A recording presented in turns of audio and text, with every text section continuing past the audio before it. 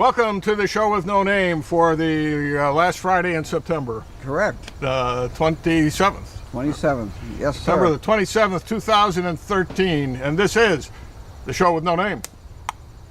You see how I did it last week? Yeah. Maybe we'll do that again. Trying a different... Anyway, I'm Bob Going. This is Gavin Murdoch. As far as we know, Jim Nikosha is still babysitting his 17-year-old grandson. Or the 17-year-old grandson is babysitting Jim. Yeah, whatever. One of them's taking. Maybe that's what the whole thing was. All about. Maybe this whole thing was a ruse. A ruse that Jim didn't catch on to. We need somebody to look after old Jim for the week. How about you, Sonny? Oh, well. Well, what's exciting and new? We missed our radio show on Tuesday. So. Yeah. Well, you know, did you neglect to tell that you weren't coming? That I wasn't coming? Yeah. I was on my way to. Why were they talking about where's Gavin? Yes, they did. Yeah, I was just pulling into the doctor's appointment I had up in Saratoga, and he said that, and I said, "By Jove, I think he missed the message." So I called him up, and I said, "I'm not there because I'm here, and you were supposed to know that I was going to be there and not there." He said, "Oh, no problem." But it was a good show. He's an interesting guy. Rick Morrison did it? Rick is very interesting. You know, I haven't really had a chance to meet him. He's been kind of in and out when we've been there. Yeah. Now, he's got a long history in radio, right? Didn't he? Yeah. Wasn't he like with TRY or one of those? One of those stations. Yeah. But, you know, he's got he'll be doing a piece from the paper, and then he'll put his little twist on it, and it's so much more interesting and informative than what they actually wrote in the paper. You know, not to criticize anything in the paper, it's just giving it a different perspective, an additional perspective. That's right. Yeah. Well, I mean, that's what they're supposed to do. They're not supposed to just read it from the paper. Is he a caster or a reporter? I guess he's both. He's a news director, isn't he? He's a news director. So he can direct the news? Is that what he can do? If you're a reporter, you report what happens. If you're a caster, you kind of throw out your net. Yeah. Ooh, that was pretty good. Yeah. A broadcast. Broadcast, that's right. Yes. I wonder if that's the origin of the term. Well, next time we talk to him, we can ask him. He'd probably have an answer to that. Correct. Not that he would know, but he would have an answer. That's all right. That's what we do. We have answers. That's the right question. That's all. That's what we radio personalities do. That's the questions.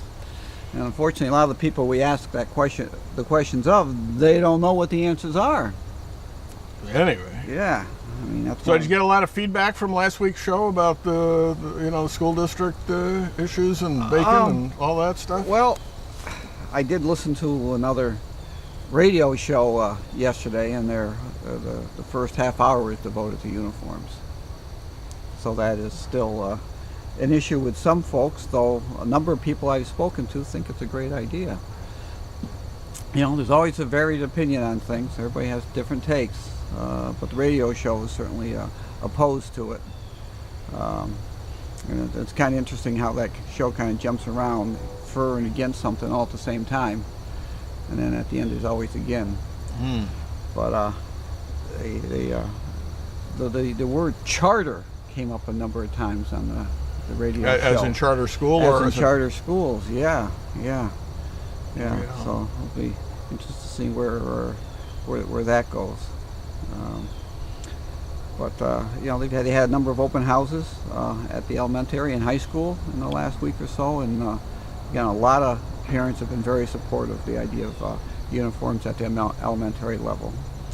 I was talking to one of the teachers from the high school yesterday, the Pied Piper of Amsterdam High School, Stu Palzak. And that can be viewed a couple of different ways. That's right. But anything that either the children are following him or the rats are following him. It's the children. The children are following him.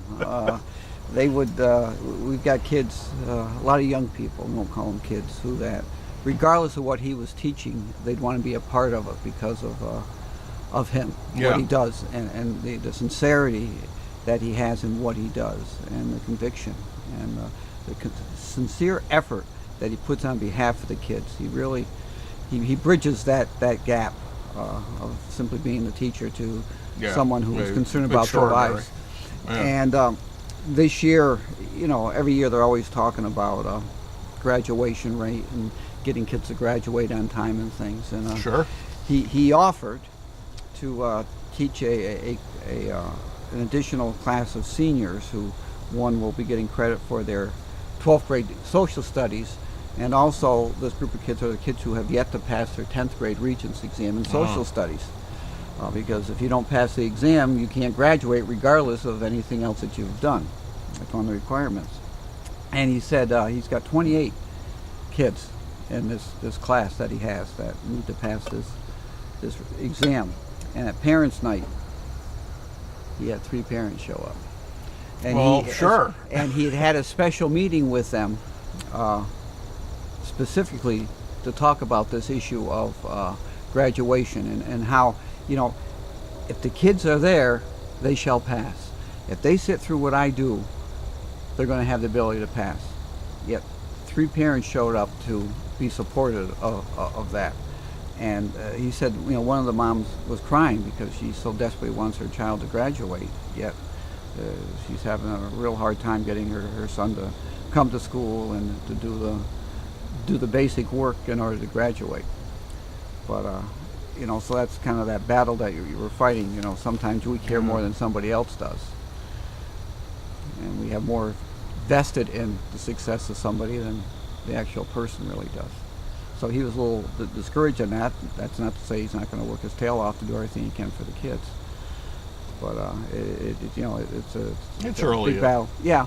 While I was waiting for my appointment dealing with Obamacare last Tuesday, I happened to read a article in Time magazine. One, I'm surprised. The incredible disappearing Time magazine. I picked up a copy in a doctor's office last week or so. It's a broadsheet. There's nothing in it. No, holy mackerel! There wasn't. I mean, yeah. Good thing I didn't have to wait that long for my appointment. It's this thin, and it's almost all pictures. Yeah. I don't like. I mean, it's less than people, and it's kind of gone. Where's the hard news in it? There isn't. But there was an interesting article in there that was talking about this core curriculum that 46 out of the 50 states have signed on to, and what's involved in it. And then it played both sides of the issue on it. And it was interesting to see, one of the things they mentioned in there is that with the core curriculum and the content of what they're supposed to teach, it is a 3rd grader taking the second half of 4th grade. That's the advancement this curriculum is required, that kids are being bumped up a year and a half, almost 2 years. And thinking back to what we did in 3rd grade and then what we were doing at the end of 4th grade, it's like there's no comparison what we did. I mean, how somewhere much along more? the line it went the other way. At some point in time, it slid back. But it's more than when you're talking about a child having to read an essay on a topic, and then discussing some of the features of that in a way that, I'm thinking like when I was in 3rd grade, after Dick saw Jane and he chased her and she ran, it's a whole lot more than that. The level of understanding that these kids have to have from what they do is a lot different. The one thing they said, and I can't attest to it, and I don't know if I can agree or disagree with it, is that one of the intentions is to focus more on several things than less on a whole lot of things. That they're looking to drill down your comprehension of certain things as opposed to just spreading out more things you're being provided an opportunity at. And I don't know if that's true or not, but if they're talking about a 1.5 year advancement over where they are today, you certainly can't go both ways. You can't go down and out. You'd have to simply just go down in order for the kids to have any chance of success. So it was a pretty interesting article, and like I said, I can't swear to one side or the other because I'm not that familiar with it. But just seeing what what's taking place in school, I'd have to give some weight that they are expecting more out of the kids. The comprehension. One of the features in there, they mentioned that a teacher can't go up and talk in chalk anymore. You can't expect kids to sit there and listen to what's going on. They have to be a participant, because if you're simply absorbing and not utilizing what you're absorbing, you're not going to be able to be successful in what the curriculum is expecting to take place. So, and the fact that they're starting this from top down instead of from bottom up is frustrating, because you're going to get caught with a bunch of kids in the switch who are going to they're going to miss out, absolutely. And that's what happened the last time the state changed things. You had a bunch of kids that got caught in the switch, and they were neither fish nor fowl, but foul-smelling fish, and they weren't as successful as you would have liked them to be, because you can't change things in the middle. You really have to work your way up, and these things take time. You're not going to see the kind of gains to get back to where we were for a couple of years till you get kids coming through who've been exposed to all the things that they're expected to know. Laura came home with some of her first grade things to study, and she had the one addition tables. 1 plus 0 equals 1, 1 plus 1 equals 2, but also you have to explain why 1 plus 1 equals 2. And the answer that she was required to core curricularized was part plus part is equal to whole. Of course, you have to know what plus and equal are too, so I just have to explain that. But I understand. But I don't see where any of that was ever the problem, because it seems to me there are certain things you just absorb intuitively that don't need that kind of explanation. I remember, to give a far more advanced example, in chemistry class, Sister Bernard Francis or Sister Barbara Dunkovich, whichever she was when you had her, who was really a brilliant science teacher, brilliant science teacher, fantastic science teacher. I hated every minute of it, and she was great. I felt so stupid. It was the first time in my life I felt stupid. Anyway. Not the last, though. But not the last. We'll talk about calculus some other time. But anyway, she said something that, as she's teaching the concept of the mole and Avogadro's number, 6.02 times 10 to the 23rd. It's a number of molecules in a liter of a gas at sea level, at 0 degrees centigrade, right? Something like that. Yeah. And it's amazing that You remember that? I remember that 40 some years later, probably 45 years later, yeah. But she says, you're not going to understand this right away. She says, you're not going to understand it. I'll explain it to you, and I'll explain it to you. But there will come a point when you understand it. All of a sudden it'll just, and she was absolutely right. It took maybe a month of discussing it before it all made sense to me one day. And it was one of those eureka mirabile dictu moments. And she's quite right. There's some things 1 plus 1 equals 2. An apple and an apple equals 2 apples. You don't need to get much past the first week of first grade before you understand, at least on some level, what's going on there. Right, and part of the thing is the kids have to explain it, and it's not always easily explainable when you're that age. After I started teaching, there came a time in the philosophy of education in these here United States that they wanted kids to think critically. Mm-hmm. Have to have critical thinking. And whole courses on that. Oh, yeah. And we got material that was geared for critical thinking. And we'd gotten some social studies textbooks in that we were looking at, and I'm reading through it. And I got done, and I said to the department, I said, we want these kids to think critically. I just got done reading this unit.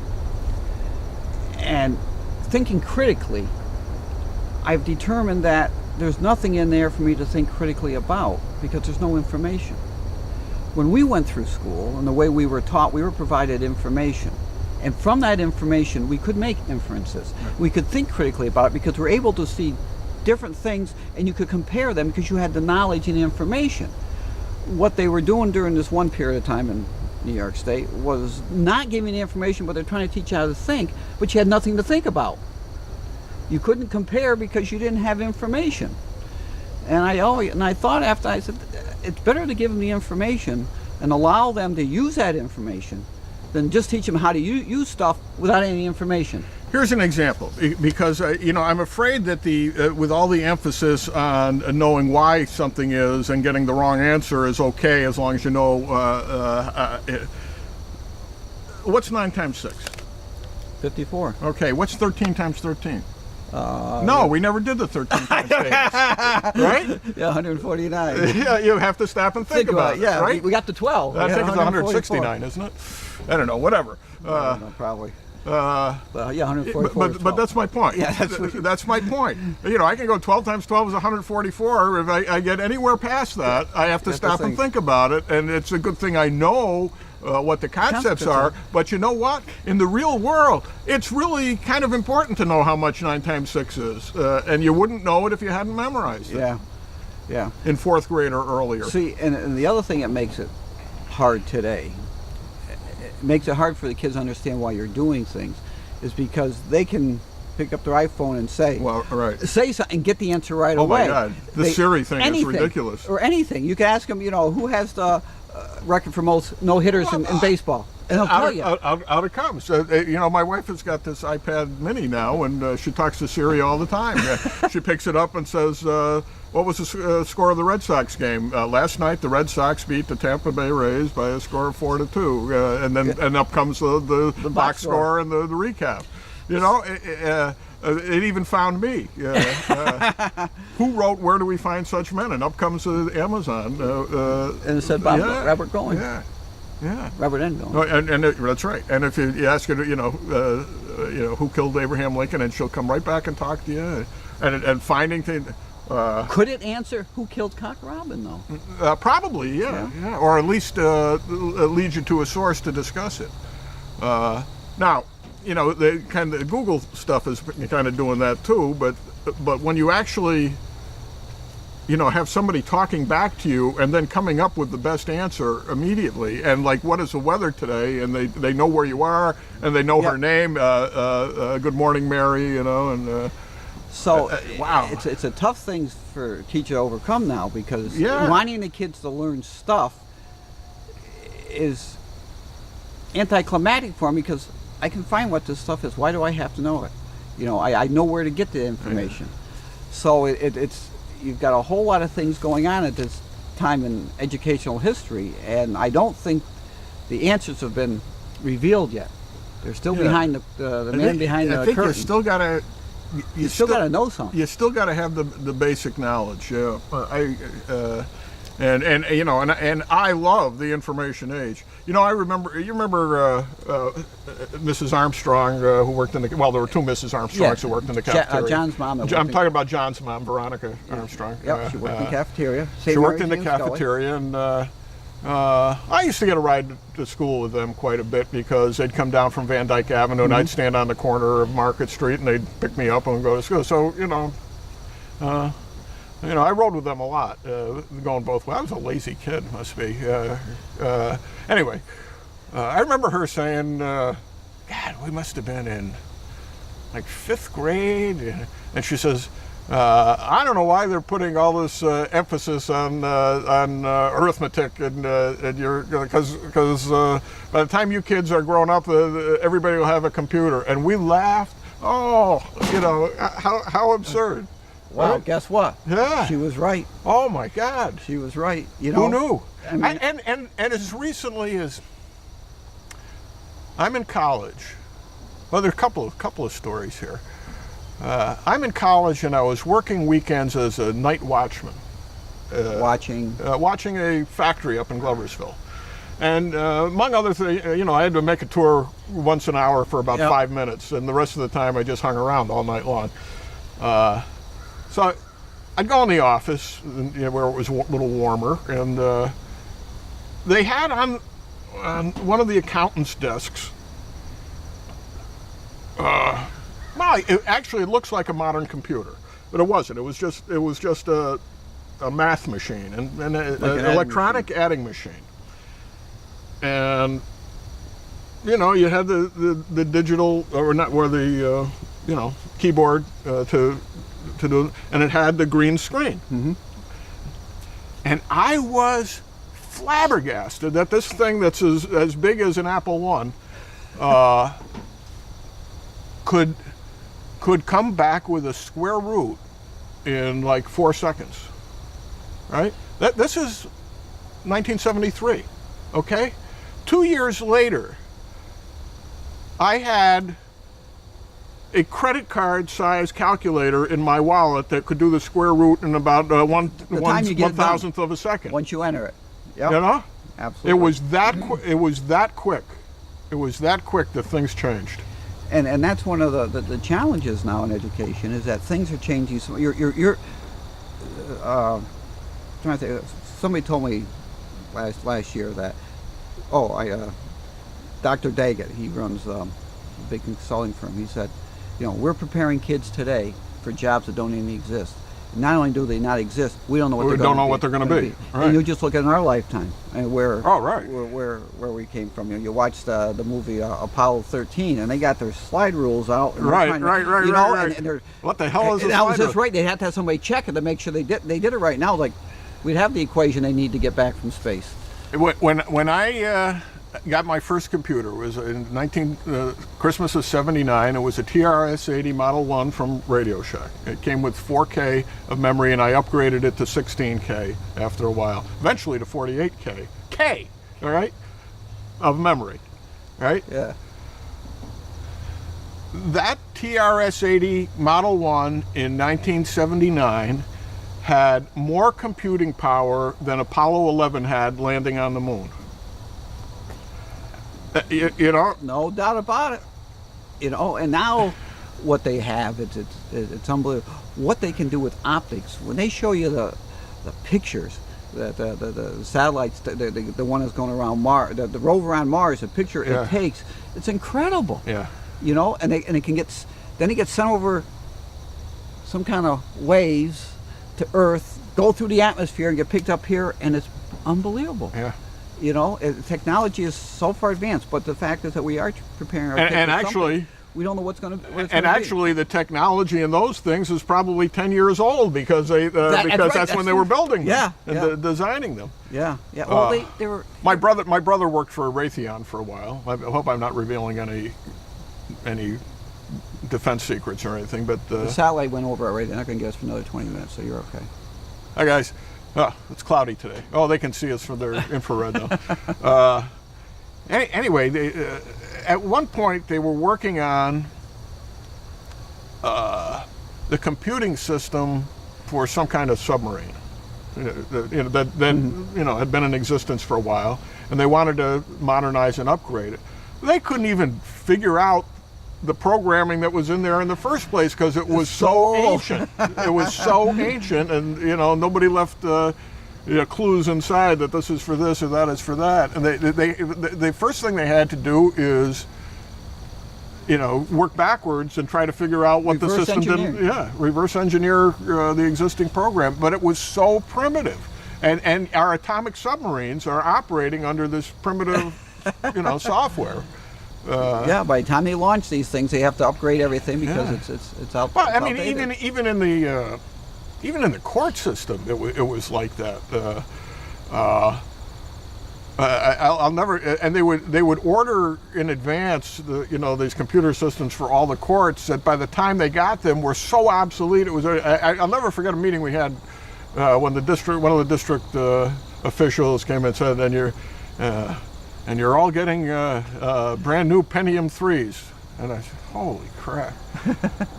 And then they were, and this was at a time when, we're already on past the Pentiums, which I think went up to 6 before they went out. And then they were retrofitting all the computers to run on Windows 3.1. so they would all be in sync, so that everybody, now the judges' computers were already on Windows NT at that point. And by the time they were converting everybody to Windows 3.1, Microsoft had stopped supporting Windows 3.1. That's how far behind they were. And then they had this database system that was proprietary database system. There was nothing in it that you couldn't have gotten off the shelf at Rotterdam Mall, and they were paying like I forget how many thousands of dollars a month to rent, pay the royalties on this system that with all capital letters and monochrome. It was primitive beyond primitive, and they were stuck with it and then when they finally converted it to something more natural, it took them a full year. They took somebody out of a staff member out of every court working on converting the system throughout the district for a full year, and I forget, it was like 14 people were working on it. And it was just crazy stuff. But that's what happens. It just advances so fast, the bureaucracies can't keep up with it. There was something, I think, last week in the news, and I think it was about the Voyager. It finally left our solar system. Yeah. And they had to wait a year. It'd been out for a year, but it was about a year. But by the time they got all the data and was able to analyze it using their stuff, they said, yeah, it's out. They weren't a sure. year ago. A year ago, But that was like the third or fourth announcement that it had exited the solar system. Yeah, So, yeah, but it took them a while. I think they finally decided to wait and talk about primitive technology. What was that, 1970 or so that went up? I forget. It was 40 a long years time ago. Yeah. I mean, the power. Of course, it's got solar panels, and it's a million miles. It's a zillion miles from the sun at this point. So it's less than a 20-watt light bulb. Is the power that it has. It's still working, and they were never expected it to last that long. And they were always talking about all this stuff in outer space that's flying around. The fact that it hasn't got hit by something, right? To take it out is amazing. Spirit and opportunity. The Mars. What are they? 7-8 years now. They've been going. My brother worked on those. My brother Tim designed and manufactured, for want of a better term, the chip cases. That's what he makes these. And for want of a better term, ceramic chip cases that withstand all the elements. And I asked him one time, did you have a warranty on this stuff? He said, yep. He says, my 90-day warranty ran out a long time ago. 90 days. And it's just amazing. One of them, I guess, they finally kind of given up on. But the other one, the other day, came back with, had found liquid water on Mars. So I don't know how liquid it was, but it was water. In a place I think they weren't expecting it, so it's still coming up with data, valuable data. Yeah, I think I don't know. Are we still listening to the stuff on the moon? I'm not sure. I think maybe we stopped listening to it, but I'll bet you those things are still kicking out. The fact that the one on Mars, they when it landed they were going to make some corrections and change its direction because it was going someplace it didn't want to go. Well, it doesn't go like that. It takes a long time for it. You're thinking like, wow. Yeah, I think one of them they finally let it loose. If I'm not mistaken, all along all of these things have had the power to make up their own minds. In other words, you're going from point A to point B. They tell you that from Earth, but if you have to go around a rock or something like that, it will do it itself unless you tell it differently. Well, all these years they've been not taking any chances with it. But I think opportunity they let loose. I could be mistaken. But. On one of the channels last night, one of the companies is advertising a self-driving car. Well, they're selling them now. Yeah. They're actually selling self-driving cars now. And in 10 years, everybody will have one. Oh, my wife will love it. She won't have to worry about getting any place. They'll take her there. Well, when you think about things like, taking the turnpike to Boston, which I do frequently, well, that'll be great. take a nap, just zip along. Now they're trying to change one of the federal regs to a rule that you have to have cameras in the back of your vehicle for backing up on these big things. Most of the cars have them now. The new cars. Yeah. It was funny though. The cameras cost about 10 cents. They said it'll add $2,000 cost of a new car, but you can retrofit it for $400. Well, you can put your own in for $400 instead of paying the extra. Really? For it. Yeah. It was like, oh, all right. But it's just technology is, there's when we much. bought our current car, which was a couple of years ago, there were that was on a lot of the cars we looked at, and ours has got a little radar built into it. We don't have the camera, but when I'm backing up, if there's an obstruction there, it beeps like crazy. Really? Yeah. Of course, my driveway's so steep it beeps every time I go down because it's seeing the road right behind it as an obstruction. Till we get over it. It is just amazing. All our lifetimes. And what you can have in the palm of your hand. Yeah. Bill Daggett, the guy I was talking about, he spoke when I was principal at the high school about 7 years ago. He came in for a superintendent's conference day, the first day of school, and he's a very big proponent on utilization of technology and what technology can do to help kids to become better students. And he says, for the next 3 years, they're going to come out with glasses. You can put glasses on. And you can go to France, and they'll read the street signs for you in English. Oh yeah, well, they got them now. Yes, they've got them now. Google makes them. Teachers like, why? What kind of baloney is that? They got them now. You walk down the street and you see a restaurant and you can see the specials. Yeah. And it's in English. They'll translate any language for you, so you can read it in your own language. You ever been to the German-speaking country? Boy, those street names are a mile long because it's and it only means Gavin Murdoch Strasse, Multistrasse, or whatever. Yeah. But it's amazing what things can do for you, and how little sometimes we have to do. I mean, you remember, since we started doing these video podcasts, Jerry Scrocky came when we were doing it at Quib. Yeah. Jerry Scrocky came with the original iPad, and it was the first one any of us had seen, and he's showing us how it works, and we're going, oh, everybody in the universe has one. I know. Jeepers. Yeah. You got them all.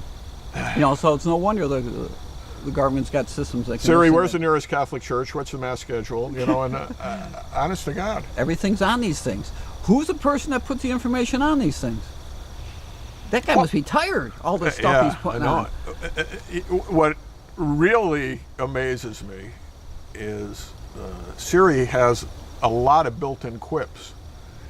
In other words, people ask a certain kind of question.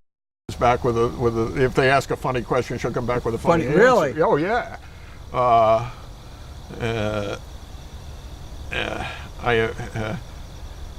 Siri, what gender are you? I am neither male nor female. I have no gender. Yeah. It's important for people to know. So somebody's doing that stuff, and there's a lot of it in there. Our GPS, we can have it do it in 6 different languages. It'll be 2:00 in the afternoon, and Mary will pick it up and say, "Good morning, Siri. It's 2:45 in the afternoon. Morning."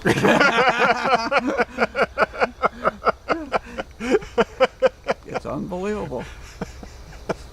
Smart. I wonder what the IQ of Siri is. Is that a pretty high IQ? Well, no, because she doesn't. What they haven't done yet, and is only probably a couple of years away, is you can't really carry on a conversation with Siri. Siri answers the question you ask, but doesn't remember for the follow-up question. Could you ask it how are you doing today? Oh yeah. Oh sure. Yeah. Oh yeah. Oh yeah. She got an answer for that. Several, I think. Oh. Yeah. But you remember what was Eliza? Remember the first sort of artificial intelligence program? And I had one for my TRS-80 Model 1. Okay. Oh yeah. Yeah. Eliza would remember the conversation.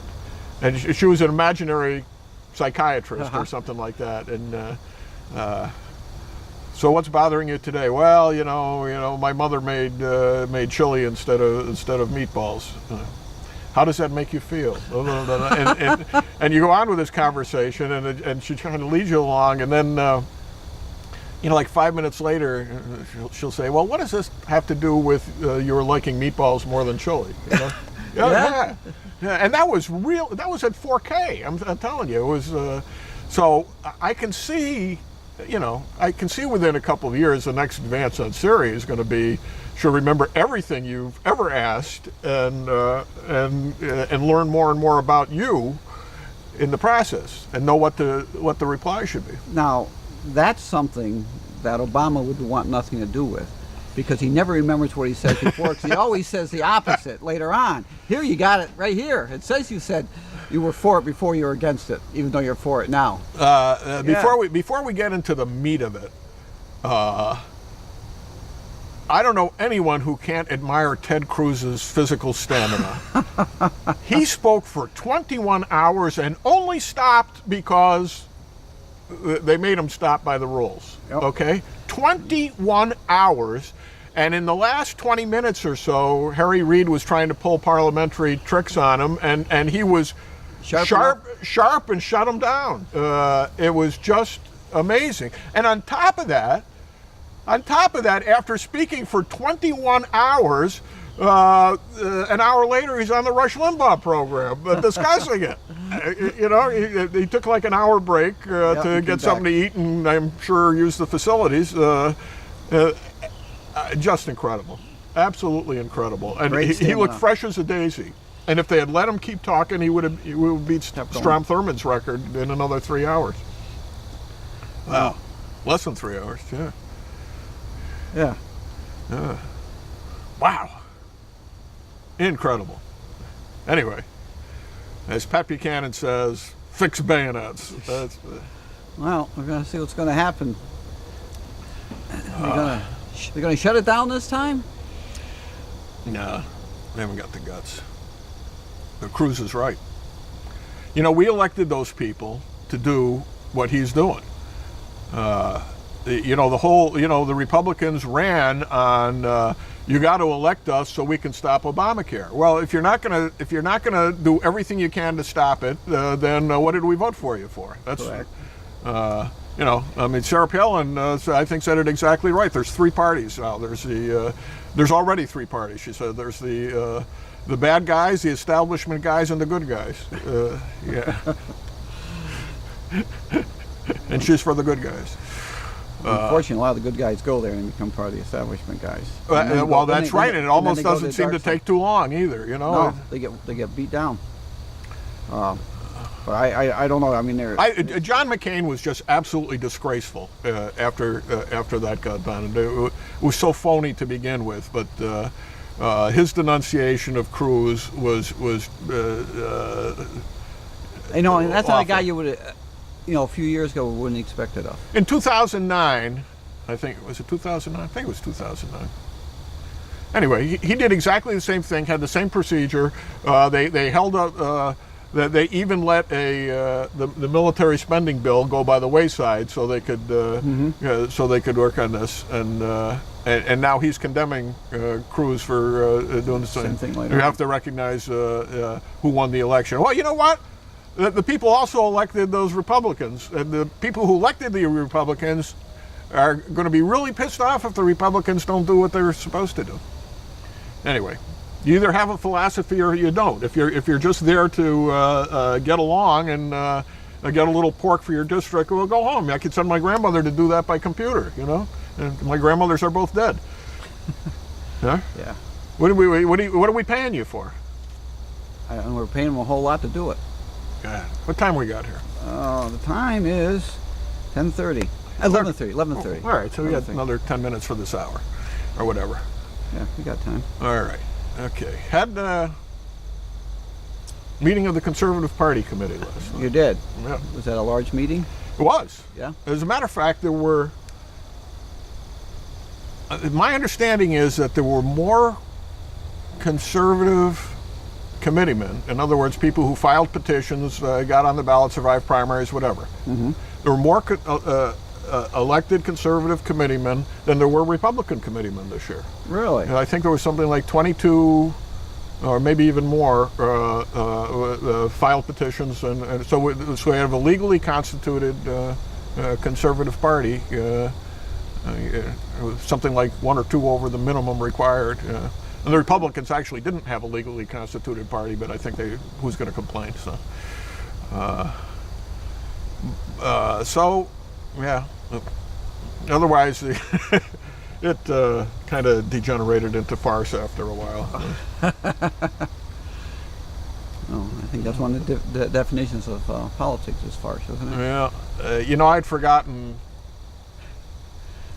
I spent like 40 years trying to reform the Montgomery County Republican Party from the inside, and I finally gave up and switched parties. And now I can see they all operate the same way. Yeah. It's just. Yeah. The Conservative Party functionaries locally have, as far as I can tell, no conservative ideology whatsoever. The committee just elected a chairman who's from Schenectady and came out of the Schenectady Conservative Party milieu. I don't know if you know. I mean, this is kind of inside politics, but Schenectady County years ago, the Conservative Party got taken over by the public safety unions. The police and fire departments unions all registered their members and their families as conservatives so they could have their own party. Mm-hmm. So there's no conservative ideology. It's just that we're in there so that we can provide the extra line for people who will increase our benefits. Okay, so now we just elected a chairman whose devotion is to the public employee unions of Schenectady as a Conservative Party chairman by a vote of like 17-13 or something like that. Efforts were made to be conciliatory after that, and there's Mike Hayden, who was our choice for chairman, agreed to become the first vice chairman.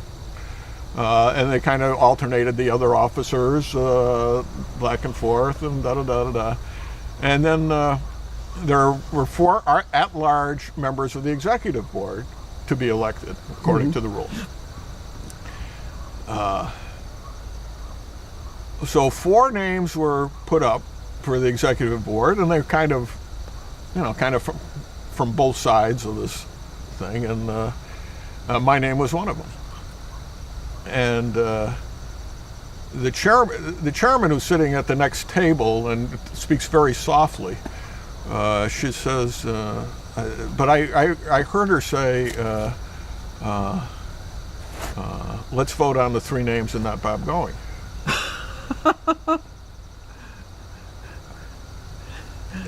Well, then things kind of degenerated from there. Well, she had, as far as I can tell, she had somebody that she wanted to be on the executive board who was not at the meeting, and da-da-da. So, my first inclination is to be outraged, of course.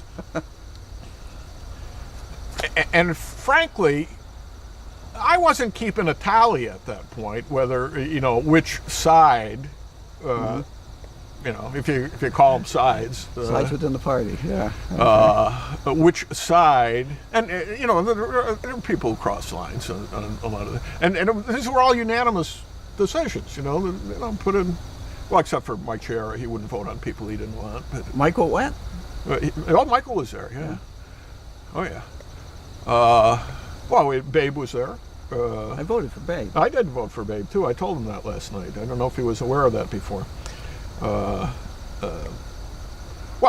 the Conservative Party committee now are the last 3 city chairmen of the Republican Party. The fourth is Matt Ossenfort, who's running for executive now. Oh. So anyway, I said, "Am I the problem?" And then Mike McKenney was being a total jerk as usual, and he kept interrupting and saying, the chairman appoints the at-large members of the executive committee. I said, it's right here in the rules. We all had a copy of the rules. I'm reading the rules. It says the at-large members of the executive committee are appointed by the county committee, unless there isn't one, you know. And so it goes back and forth. Well, is it the ruling of the chair that that only the chair can appoint the committee? Well, the chair wasn't ruling anything. You know, there was like no knowledge of parliamentary procedure Or rules. You know, forget the So finds, well, I don't. You know, I choose not to make the appointments at this time. I said, is it your position, Madam Chairman? Is it your position that this committee will not be allowed to vote on the executive committee when there's a motion on the floor with 4 names on it to appoint to these positions? Is that your position? She says, yes, I'm not going to allow the appointments to be made at this time. I said, then the rest of this meeting is completely illegal, and we all got up and walked out. So based upon that small sample. Yeah. Now they have the votes to turn down everybody. Okay, if they wanted to do it right, they had the votes, they had the proxies in the pocket to do it the right way. But instead, they just chose to insult everybody. But on that small sample, just can you imagine what it's like when you get down to Albany or Washington? My God. How dysfunctional those things, how quickly they become the same thing. And this is with a relatively small group of people who supposedly, at least in a small group, have similar ideas. Right. Now you get down there, it's, you know, it's... Well, you would think that people who want to be on the Conservative Party committee would start out by being conservative. But in fact, the people who have been running the committee and are in charge now are only interested in, leverage. It's just a party name only. Yeah. It has no philosophy. No philosophy. And, I've gone, the last several years, last 3 or 4 years, I've gone every year to the New York State Conservative Party Political Action Conference, which is held in Albany. It's usually the same day as the CP Telethon every Labor year. Day weekend. No, that's the MD Telethon. It's in February, I think, something like that, or January, February, because we always compete with all the cameras and the bands and all that stuff. But in any event, I've gone to these things, and they're very informative. They have people talk about local issues and the conservative philosophy as it applies to county government and stuff like that. And you've got think tanks that come in and talk about, why we need to get rid of the Triborough Amendment and all this stuff that is very, very useful on the local level in establishing conservative principles. I've been the only person from Montgomery County there. There's nobody from the executive board of the Montgomery County Conservative Party who's ever stepped foot in there, as far as I can tell. So they're not interested in the philosophy of local government. They're only interested in do I get early retirement or not? McKinney was just thoroughly obnoxious through the whole thing, and kept referring to the Democrat wing of the committee, the Bethany Schumann stooges. Okay, so there are a lot of us that are supporting Stagliano for county executive because he is the conservative candidate in the race. He really is, as far as local government goes. He may be, as far as I know, he could be a Tonkoite on the national level, but locally, he's been very fiscally conservative, and he's a guy who pays attention to, what the local spending is. That's what you want. You want a guy who's going to look out for the taxes and all that stuff, not somebody who's just looking to, feather their resume. And so it's just insult after insult after insult. I know what this is. This is a coup d'état. Oh my God. Well, they had the votes.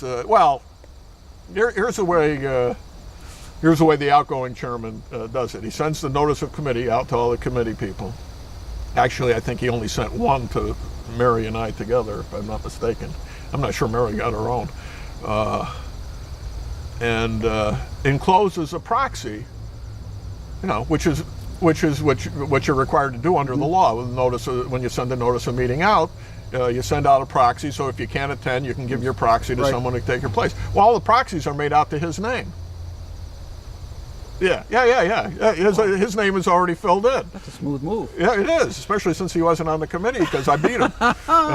Actually, I got him thrown off with a with a election challenge, which we were very successful at. Actually, we could have thrown off all his committee people. We didn't want to do that. I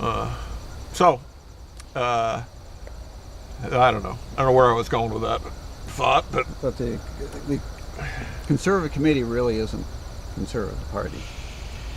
No.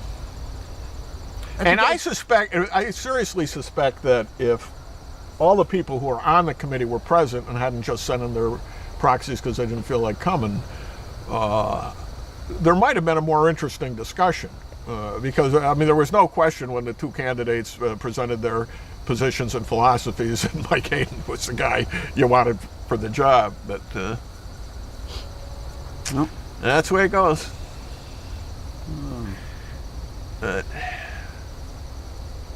Politics, a ruined nation. But because I know some of the people who are on the committee who sent their proxies, and they're genuine conservatives and have been for years. But the ones who just use it for to give my friend this line, or or like McKinney is a wholly owned subsidiary of the corrupt wing of the Republican Party, to come in there and talk about the Democrat wing, the Democrat wing.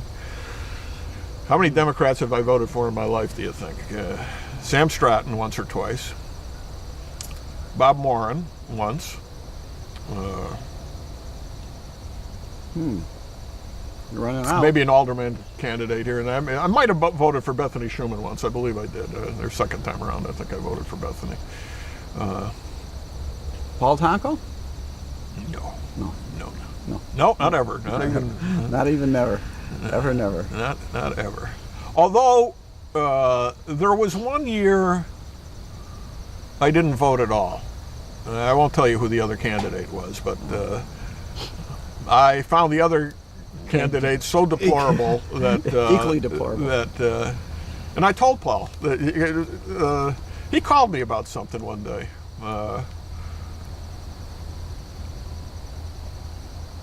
Somebody had a speeding ticket or something. I don't know, it was something like that.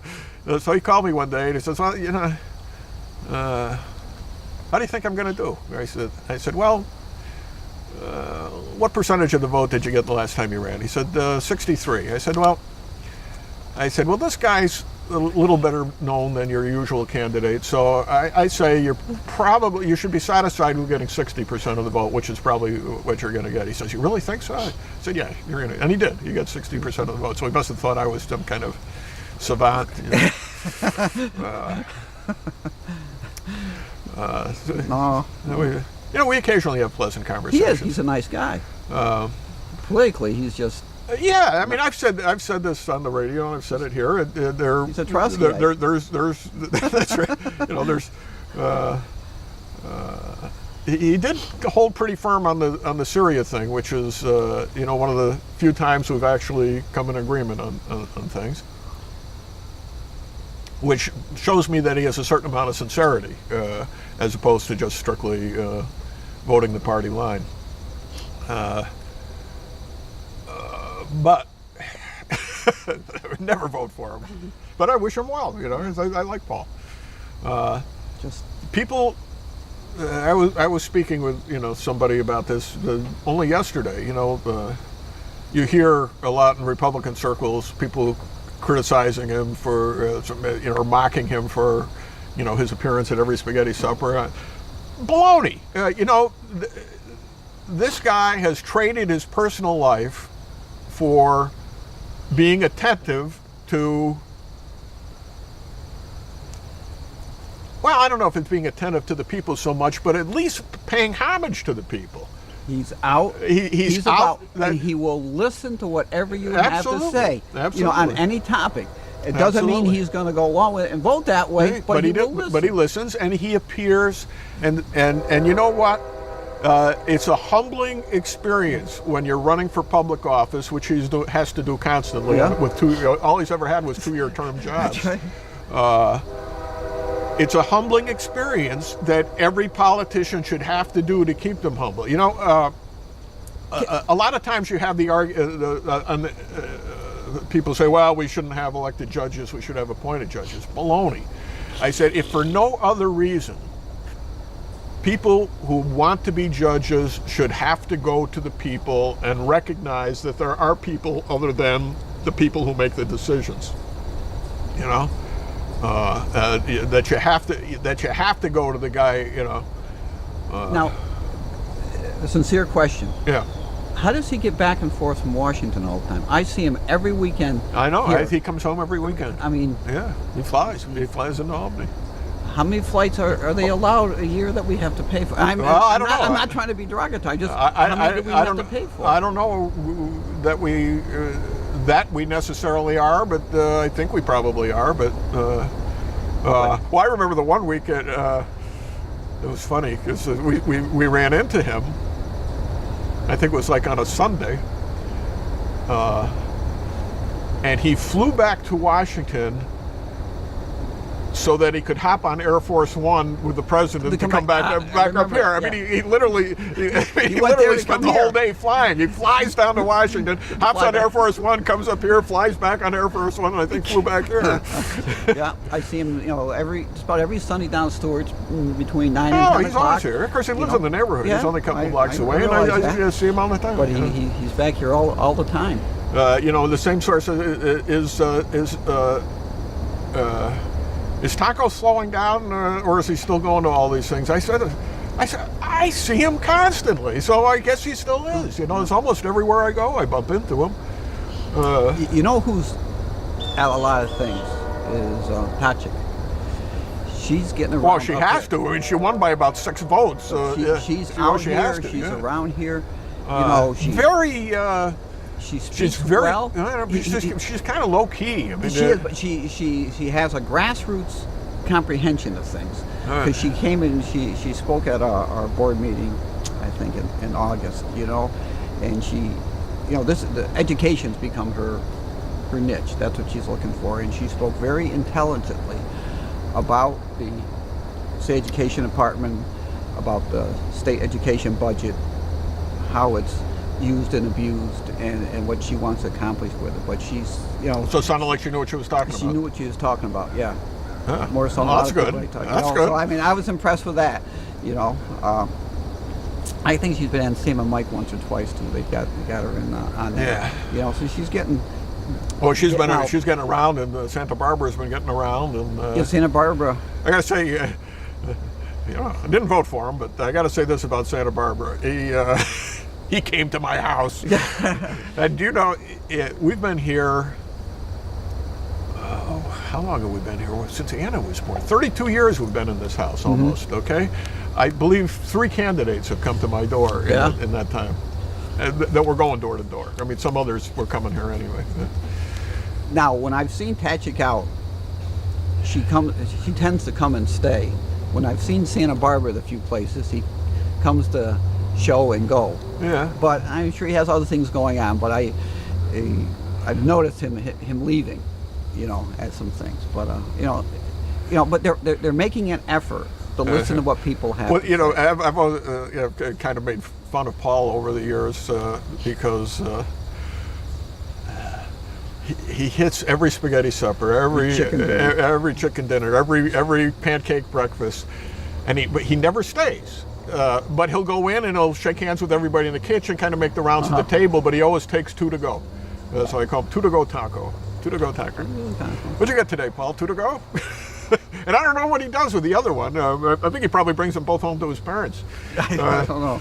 But, God bless them, both still going strong. Yeah.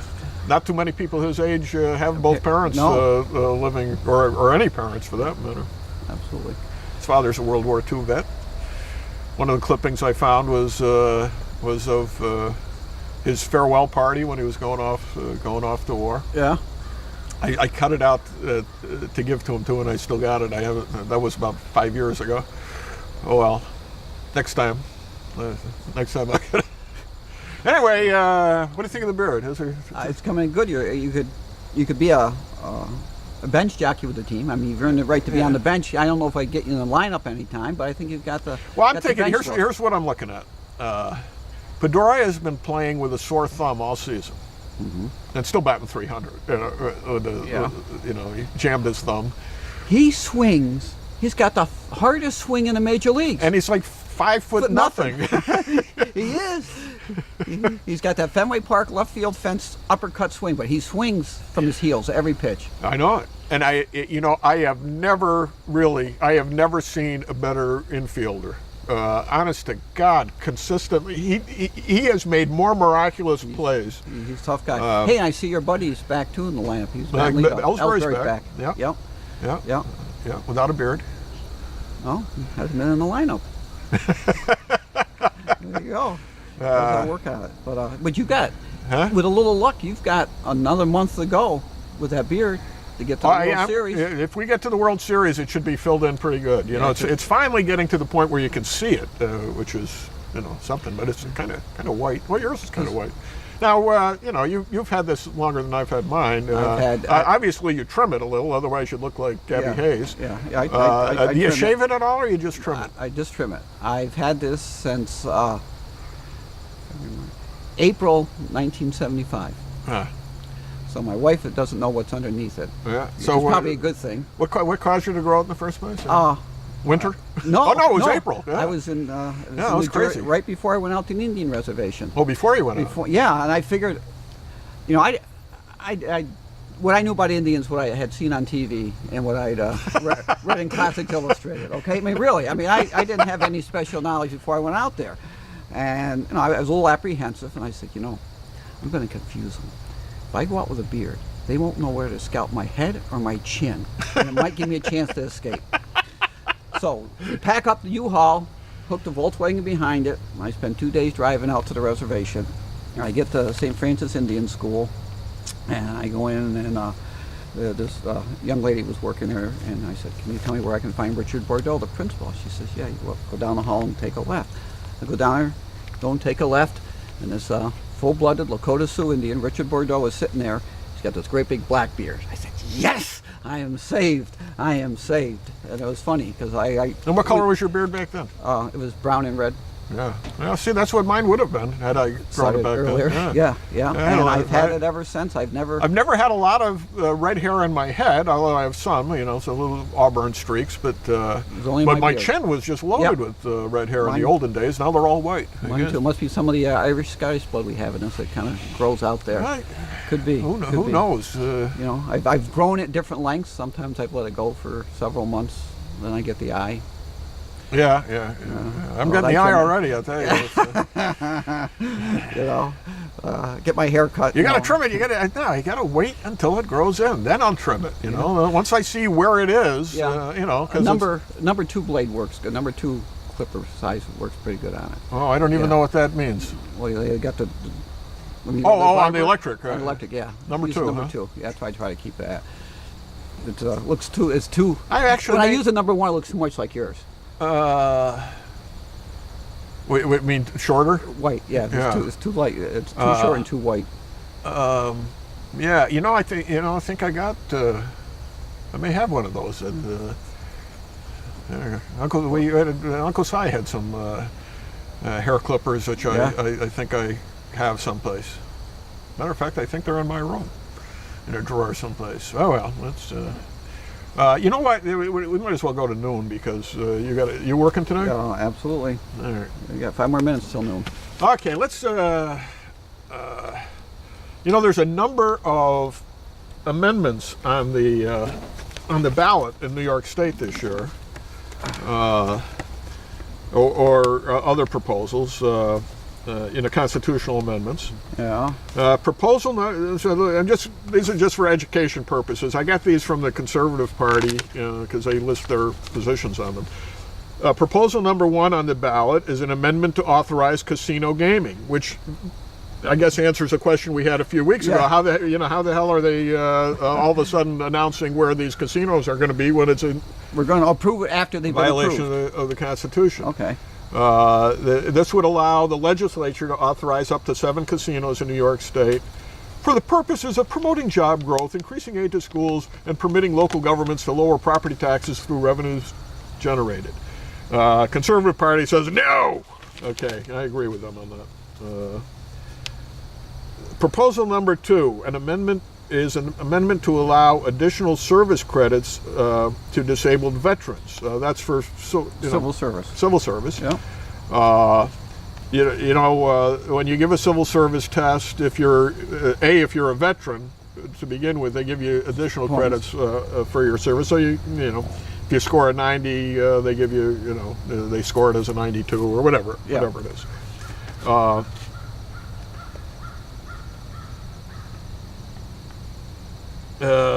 Okay, the proposed amendment would entitle a veteran who has received civil service credit for a civil service appointment and subsequently is certified as disabled to have additional civil service credit at a subsequent appointment or promotion.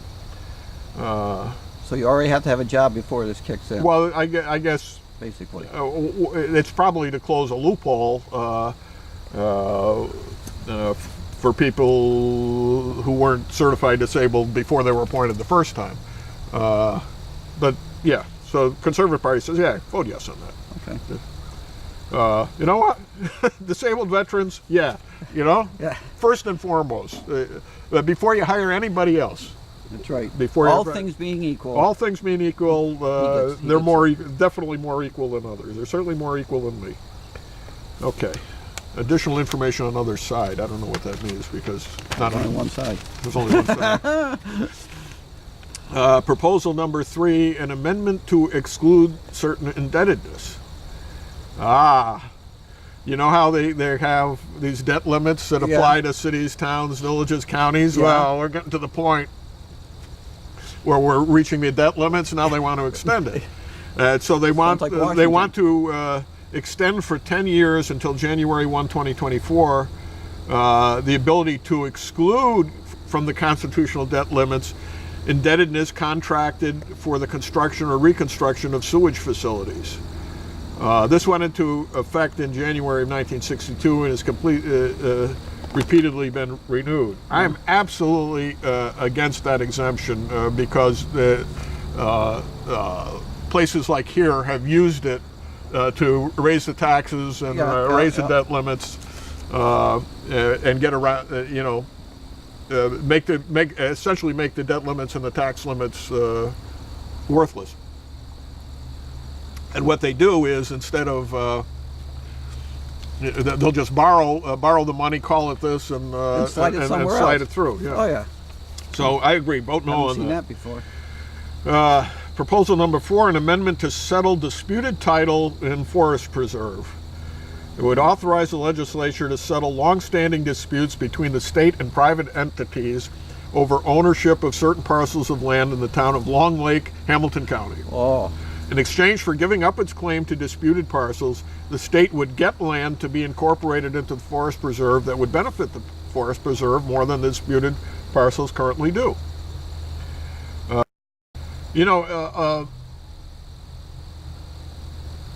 We go through similar things like this every year because the state constitution prohibits the lease, sale, exchange, or taking of any forest preserve land. We have that Forever Wild thing in the Adirondack Park. Now, periodically, what will happen is there will be exchanges.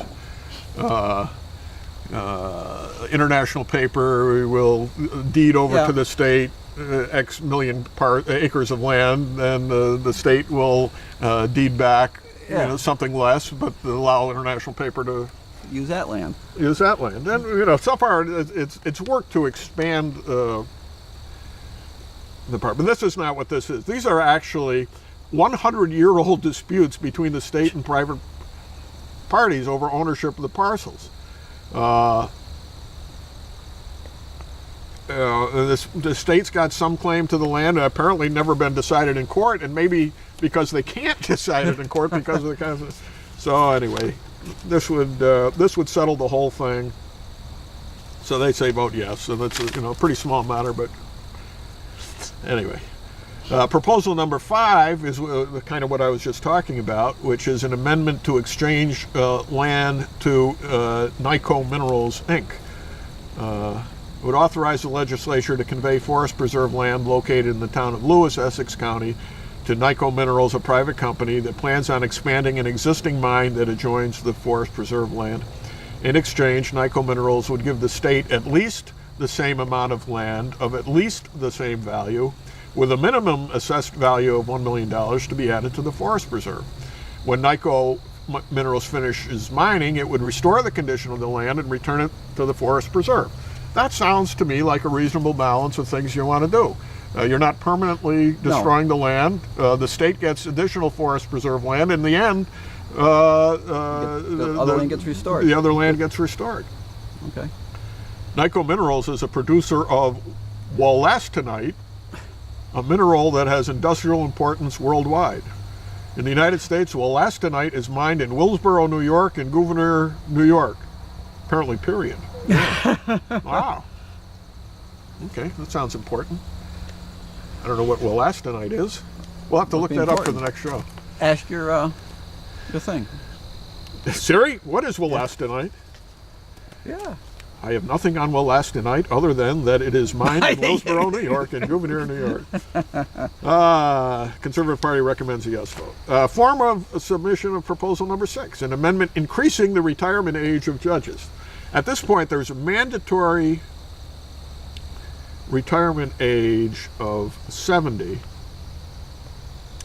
for statewide judges.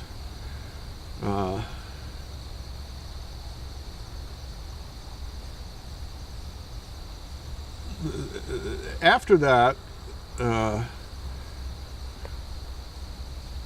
after they retire, they can be reappointed for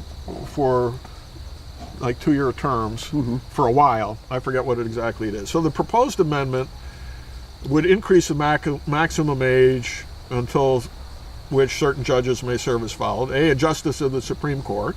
It would be, Joe Seiss. Yeah. Joe Seiss in about 80 years, would be eligible for 5 additional 2-year terms after the present retirement age of 70, instead of the 3 such terms currently authorized. So you could actually go from 70 to 80, right, as opposed from 70 to 76. Judge of the Court of Appeals would be permitted to remain in office for up to 10 years beyond the present retirement age of 80 in order to complete the term to which the judge was appointed. So you get elected at 79 and you can finish out your term. Or 69 and keep on going till, yeah. The Conservative Party recommends no. The Conservative Party acknowledges that citizens are living longer and healthier lives. However, there's no imperative need to keep judges on the bench for extended terms while electing new Supreme Court judges. A Court of Appeals judge is appointed, and we strongly believe the citizens should elect all judges and be responsible to the citizens. Therefore, we reject the extended term of the members of the Court of Appeals. I agree with that. Make room. Or for some young guy. I don't see this hanging on stuff. Right now, even if a judge is retired and not reappointed, or not given the additional years, they can still be, I forget what the term is, not hearing examiner, but, magistrates, I guess, and used for, to fill in on many purposes. I think Gene Catina's finally stopped doing it, but he used to come in and fill in for family court here and there, or Supreme Court here and there, and particularly for first appearances and things like that. If a judge has to be somewhere else, The retired judge will come in. If the parties are able to reach an agreement, he has the authority to put the agreement on the record and approve it. If there's a trial or something, that has to still go before the judge. But it does free up a lot of court time for the judges to do things that only judges can do. And they get paid on a daily basis for that. But, this constant extension, I don't see it. Frankly, I don't understand why anybody would want to do that, because they're giving up their retirement money to, they're essentially working for nothing, most of them. So I realize I want to get out of the house, but if I want to go out the house, I'll come back here and make a video podcast. There you go. Had another day. Retirement is nice. What have you been reading lately, other than what my wife gave you? I'm reading what your wife gave me. That's it. I just finished that up last night, and I'm going to start on the next one that your wife gave me. You know what I read yesterday and the day before? The latest Sue Grafton. She's up to W now. W is for wasted. She started off with A as a young writer, and now is an old writer, older writer. She's not a kid anymore. What time? It's 5 after 12. It's what? 5 after 12. It's 5 after 12? 12:05. Oh, anyway, it's excellent.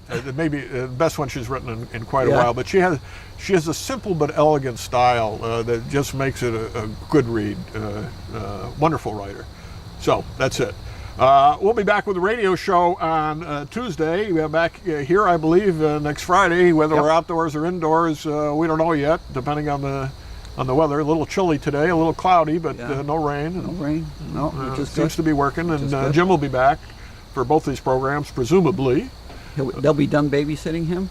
Yeah, something like that. By the way, the book I've also been reading is Abraham Lincoln, The War Years, Carl Sandburg. What a piece of work. Just one quick thing before I say goodbye. Certainly. My mother, the English teacher, was never a great fan of Carl Sandburg's poetry. Mm-hmm. But she did say to me, his poetry reads like prose, and his prose reads like poetry. And let me tell you, this is a Pulitzer Prize winner, and it is magnificent piece of writing.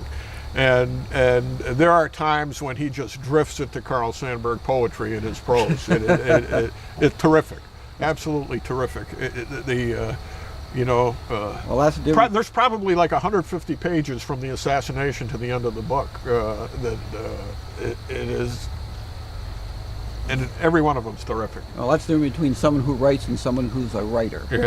Yeah, and a good historian, terrific historian. Anyway, that's it. Gavin's got to go to work, and I've got to go put this on the air. So until next week, I'm Bob Going, Gavin Murdoch, and this has been The Show with No Name.